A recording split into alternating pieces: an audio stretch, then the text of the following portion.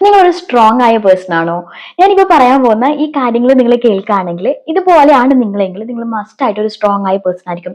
നിങ്ങളുടെ ജീവിതത്തിലേക്ക് ഒരു കഷ്ടം വന്നു, എന്തെങ്കിലും ചിലപ്പോൾ നിങ്ങളുടെ ഓഫീസ് കാര്യങ്ങൾ, ജോലിയുടെ കാര്യമായിരിക്കാം, ഫാമിലി ആയിരിക്കാം.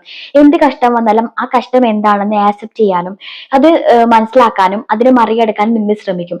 ഇനി ഇൻ കേസ് നിങ്ങൾക്ക് അത് മറികടക്കാനോ അല്ലെങ്കിൽ അതിനെപ്പറ്റി അറിയുന്നില്ല, അല്ലെങ്കിൽ എന്താണ് ചെയ്യേണ്ടതെന്ന് മനസ്സിലാവുന്നില്ലെങ്കിൽ ഡെഫിനറ്റ്ലി നിങ്ങൾ ആരോടെങ്കിലൊക്കെ ഒരു സഹായം ചോദിക്കും, നിങ്ങളൊരു നല്ല സ്ട്രോങ് പേഴ്സൺ ആണെങ്കിൽ.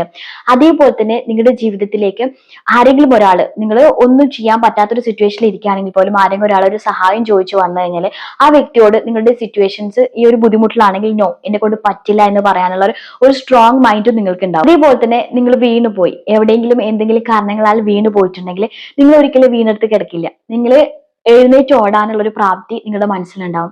നിങ്ങൾ അവിടുന്ന് എഴുന്നേറ്റ് ഓടുക തന്നെ ചെയ്യും. ഒരു ദിവസം നിങ്ങൾ സക്സസിൽ എത്തുകയും ചെയ്യും. അപ്പൊ നിങ്ങൾ ഇതുപോലെ ഒരു സ്ട്രോങ് ആയിട്ടുള്ള പേഴ്സൺ ആണോ? പേഴ്സൺ ആണെങ്കിൽ തീർച്ചയായിട്ടും കമന്റ് ചെയ്യാം ട്ടോ.